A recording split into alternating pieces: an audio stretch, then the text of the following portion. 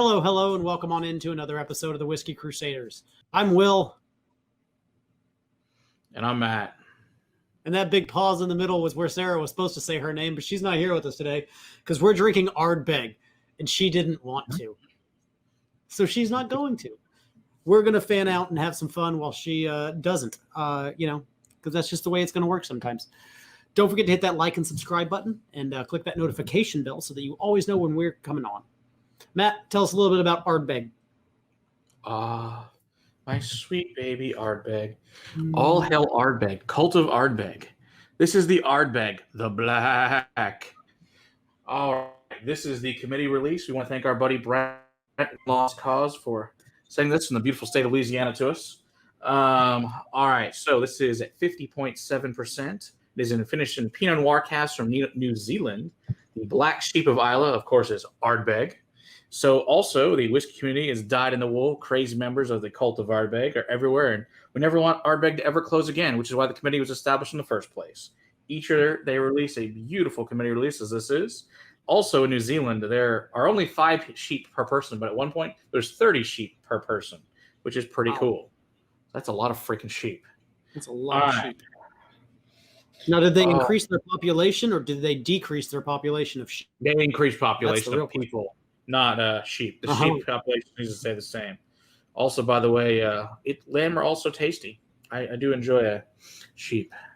They're quite good. At least the first day. The second day, not so much. Oh, gosh. Really good the first time around. All right, well, this is absolutely Ardbeg. This is a heavily peated Scotch. It is smoky bonfire. This is pine and tar. I get bacon on the nose, a lot of bacon and ham. This to me is heavenly. Yes. It's lots of peat, creosote, ash, blue cheese funk. It's got like that dark, dank funkiness. It's like a deep, earthy, and you get that Pinot is coming in a little bit. Lots of smoke, like a burning cosmetics factory is burning down. Brown sugar. Little vanilla, death of like an Easter lily. You ever had like Easter lily that's dying? It's kind of like that. Burnt microwave popcorn. Yes. Some more burning plastic. Ooh, undercooked rare steak with some brine and grease and tar dropped on top of it. Without the tar, I had that for dinner tonight. A nice rare steak. Oh, yeah, with like the blue cheese funk just thrown on top. Oh my gosh, it smells so freaking good. Yes, maybe you want to eat steak right now. Did you always like peat? I didn't like peat the first time I tried it. In fact, the first like 50 since the day I had Lefroy was the first peated Scotch I ever had, and I was in heaven instantly. And I just like, please give me more of this. This is heaven. Where have you been all my life? I had a bunch of lightly peated things, a lot of blends that had some peat in it, and I was not a fan. It took me drinking Lagavulin 16 before I was like, oh, okay, I get it. Oh my gosh. Oh, okay. This is just heavenly. This smells glorious. I'm going in. Oh, now I get some more gasoline and burning tires now too. As it sits here, it opens up and those Pinot casks just ping out a little bit. Oh gosh, that's so good. Oh, I love it. Oh, I love it. It is absolutely beautiful. So it starts off a little bit like the new Ardbeg Wee Beastie, where it's very, very kind of rubber forward. It almost like leads me into like those Lefroy territories of peat. Then it kind of switches about mid-palate into more of those meaty, more gamey Ardbeg tones that I'm more used to. Oh, this is beautiful. Yeah, it's incredibly ashy. It's like volcanic ash floating through the air, soot, like a thick plumes of smoke everywhere. It's like what was that movie? Like Volcano with was it Pierce Bronson or whatever. There's like ash just freaking everywhere, and it's just wet cigars, and it's really vegetal, and it's like I smoked a pack of cigarettes in the cold. It's just like lemon and lime, and it's got like this lemon lime coming out of it, like a pledge, like a wood varnish. Oh gosh. The proof is there, but it's not at all punch you in the face. This is just a little bit above 50. Is that correct, Matt? Yeah, 50.7, so just barely. Okay. Oh, then with the second sip, I get like this orange. It's a very bitter chocolate with a like a burnt pork chop with some seaweed wrapped around it with some more peat in it, and it's like this really bold finish with that dead flowers like just comes to life at the end, like that. Yeah. That just, oh gosh, that's good. If you like peat, you're gonna freaking love this thing. This is delicious. This man, that's good. We need to have, you know what we need to do? We need to do a committee release night as a live stream of like the last several committee releases. We should totally do that really soon. That'd be amazing. Yes, please. Yeah, we could do this.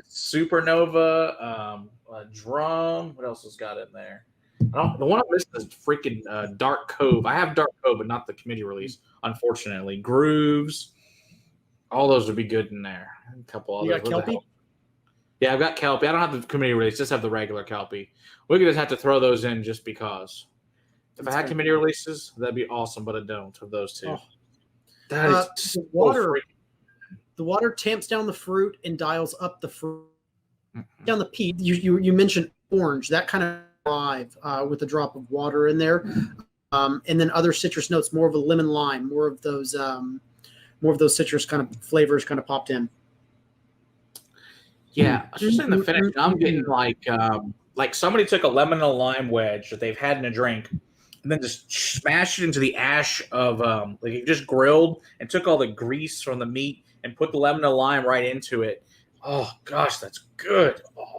Pork, grilled pork. Oh yeah, grilled pork, like ribs, like a really good rib, and then like Brian's meat rub on it from Pit Fake Barbecue, and then just limes all over it. I'm like foaming at the mouth for some meat right now at this because this would be delicious. We need to have when we have Brian for another steak night. This is definitely we're having this with some ribs and some steaks. Yes. Oh God, that's so good. Burnt ends. Man, I'm so hungry now. Burnt ends. I just need meat. I need some dead animal in my life right now. Heard that. Oh God. Oh, Thank you, Ardbeg, for making more amazing whiskey. Thank you, committee of Ardbeg, for making sure that Ardbeg stays open. That's for damn sure, because I think life would be not very fun without Ardbeg in it. I know my life is definitely almost not worth living. I'm not saying not worth living, but almost not worth living.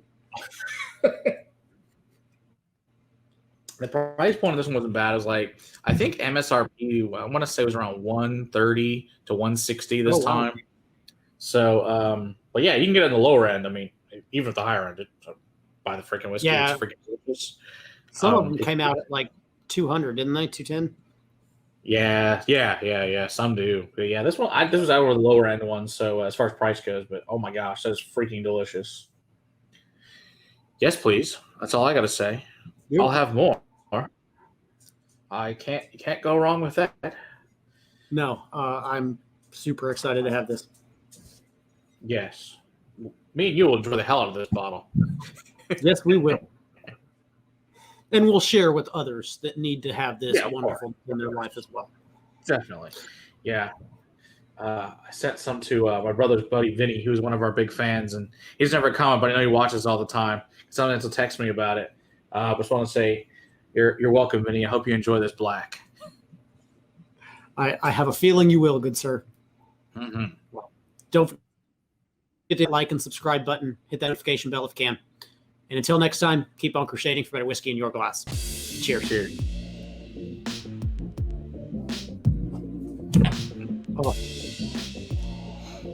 Oh, yes. Yes.